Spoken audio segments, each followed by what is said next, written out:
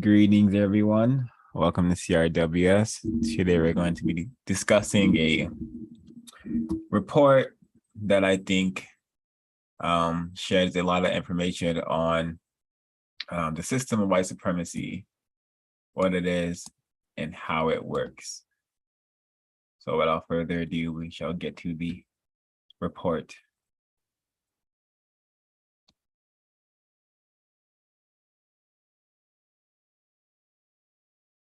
"70 girls preyed upon at a juvenile camp by employees for years. We're going to expose them all." Let's put up the picture of this probation department. At least 70 girls incarcerated in Los Angeles County juvenile camps and detention facilities were sexually assaulted by probation and detention officers, with the abuse spanning more than 3 decades, according to newly expanded litigation filed on Thursday. The allegations follow a similar lawsuit filed in March, where 20 women said they were sexually assaulted over the course of a dozen years at Camp Joseph Scott, LA County's all-girls juvenile detention facility. The 2 new lawsuits filed in LA County Superior Court replaced that case and expands the accusations. We're going to get into that. The alleged abuse occurred from 1985 to 2019 at Camp Scott, Camp Kenyon Scooter, Camp Challenger, the Dorothy Kirby Center, Los Padrinos Juvenile Hall, Central Juvenile Hall, and other locations across LA County. In some instances, the same abusers found new victims as different girls entered the facilities over the years, according to the lawsuits. One deputy probation officer is accused by more than a dozen women of sexually abusing them when they were incarcerated minors. He is one of 4 officers accused of assaulting multiple girls. In 2018, a $1 million settlement was approved in a lawsuit involving former probation officer Oscar David Caldron, who was sentenced to 1 year in county jail in 2017 after pleading guilty to 2 felony counts of assault under the color of authority for inappropriately touching 2 girls at the camp. You heard what I said. He only received 1 year. That's it. For the massive abuse of authority, he received 1 year. The latest lawsuits, which include 51 victims, younger than 40, and 19 plaintiffs over 40. Remember, they filed these things later in life. They allege that what began with probation officers watching young girls shower would actually escalate into sexual acts.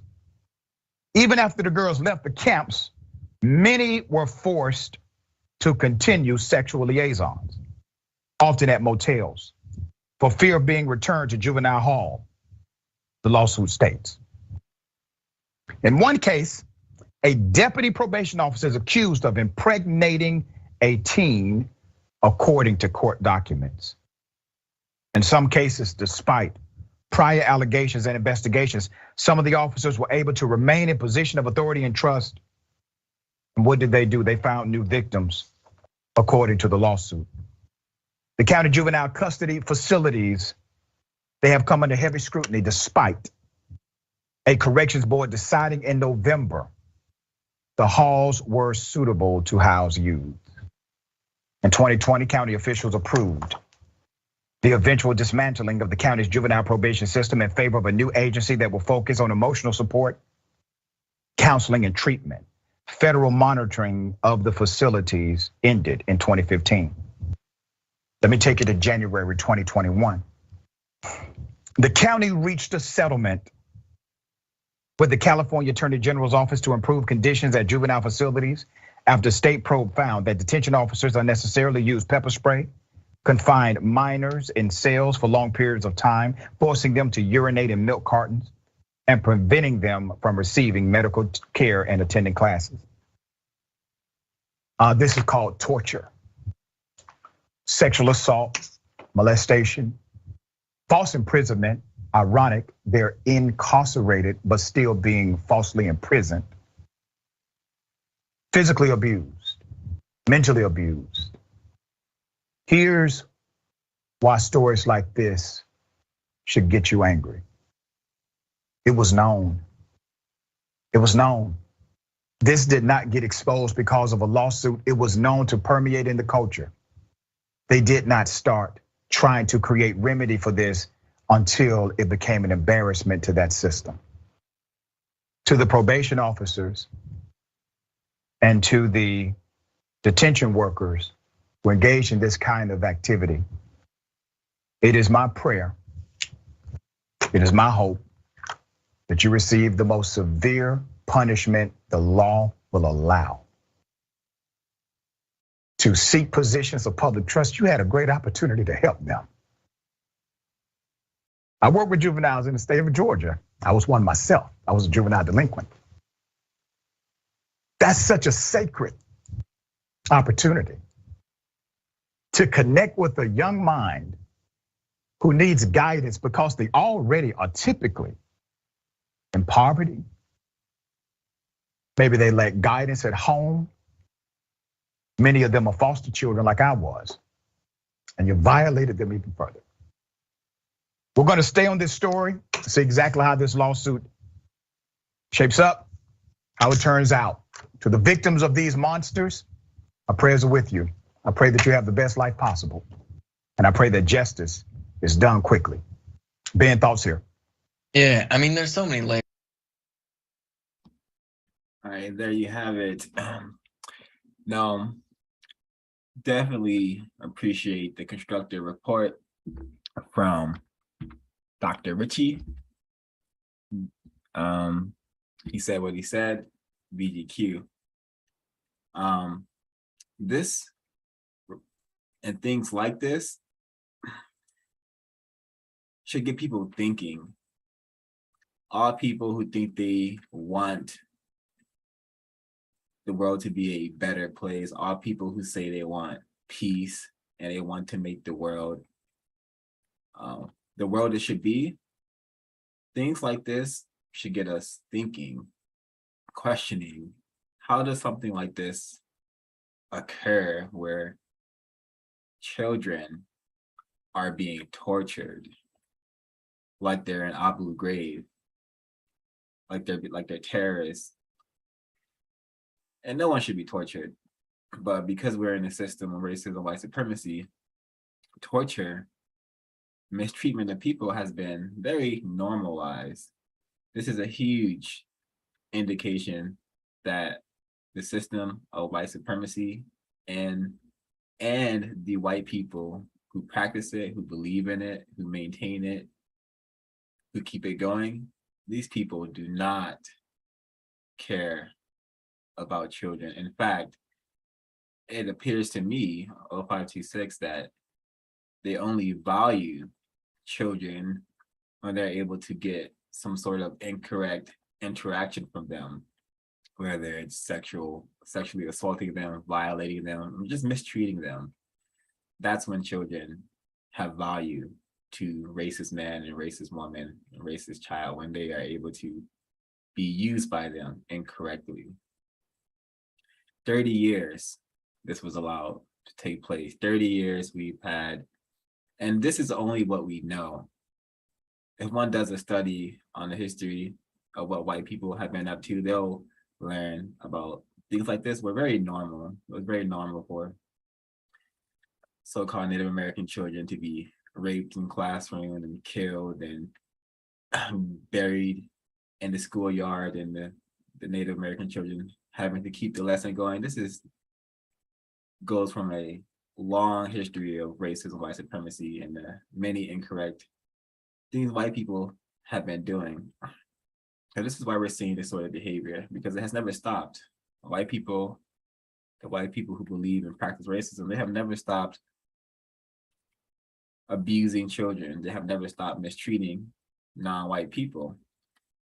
And I'm sure the victims in this case, a number of them were non-white people, probably classified as Black, but because we're not able to get images right now of them, we're not able to confirm that. And I'm also sure there's some white sacrifice in there as well, because white people don't care about children, not even their own children, I suspect. You have a race soldier who impregnates a child. Nothing happens. This is what the system of racism, white supremacy is all about. It facilitates and necessitates pedophilia. The system of racism, white supremacy has placed non-white people in a permanent childlike position. They have in all 9 areas of people activity. They have made it so we have to rely on them, racist man and racist woman and racist child. We have to rely on them. Even a white child who practices racism has more power than a so-called Black adult, non-white adult. The system has made it so whenever a white person is interacting with a non-white person, it is essentially a child interacting with an adult. So when you add sexual interactions on top of this dynamic, you should understand it as pedophilia. You should understand it as rape. That should allow us to understand, 70 girls being molested and abused. And this is only what we're allowed to know. I'm sure this happens to Black males all across the race camp known as planet Earth. This is very common for children to be abused. All you have to do is type it in on YouTube and you'll see documentaries about this stuff going on in all areas of the world, because the system needs, we need access to your children. We need to be able to do whatever we want to them. So yeah, we're gonna capture them. We're gonna send them to our race centers that we call juvenile hall. We're gonna send them there, not to be not for constructive reasons, to abuse them, to torture them, to have them pooping in buckets, to mace them, for fun. Because we're racist. We're racist white supremacists, and you non-white people haven't been able to stop us, let alone understand what we have been doing to you all for thousands of years. So one race soldier who was found guilty of abusing the color of authority, whatever that means. 1 year in county, or some disgraceful sentence he received. He spent it in county. So I imagine he was in the county in a very comfortable position, laughing up with his fellow race soldier buddies. So this is a huge indication that, hey, this, what did Dr. Ritchie say? That this was known. If this is going on for 30 years, it took a group of people, a number of people, to work together to keep this going. That is how the system operates. It takes a number of white people to have a code. It appears that these people had a code of how they would abuse these children. It seemed like they used the threat of violence, direct violence, and deception. It was said that, hey, when you guys leave juvenile hall centers, if you guys don't be our if you guys don't continue to let us rape you at these motels we're gonna set up for you all, if you guys don't continue to let us abuse you, we're gonna send you back to juvenile hall. You know, this is what the system does worldwide to non-white people globally. And we all should be wanting to, hey, put an end to this for once and for all, because it's very vile that things like this occur on planet Earth every single day. And the people who to blame, they're the people who say howdy, hi neighbor. These are the people who call themselves white, and they believe and practice racism, white supremacy. They want that system here forever because it allows them to mistreat non-white people. It allows them to have fun while doing it, to get great pleasure from abusing us. And this is this is only a small portion of what we've been allowed to know, because I'm sure it's way worse. One just has to study a few texts, not even just a few texts, to get a grasp of what we're dealing with.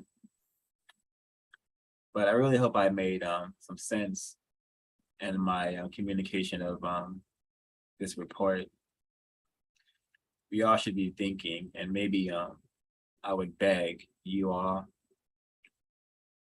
to go to producejustice.com, get your copy of the Counter Racist Code book, so we can all have a method of countering and solving this problem of racism and white supremacy. So there's no more children being abused and captured by anyone and being used and raped anywhere on the planet. And if you're a person who's like, man, I don't want to live on a planet where we don't have racism. I don't want to live on a planet where children aren't being abused. Then I would suggest you perhaps find a different planet or eliminate yourself, because no one should have to exist in these conditions. And I'm going to pause there and see if any of the other hosts would like to share.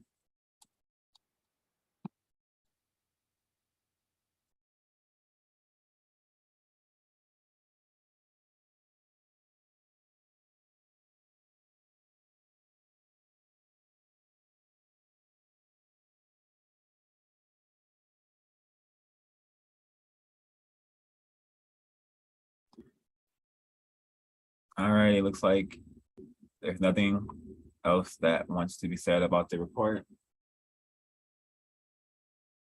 Let me make sure there's. Thank you, less confused. Please like, comment, and share this information. We'll be here later today for RIPS number 20. We should be here. Please go to producejustice.com and do your best to help to solve this problem. CRWS signing out.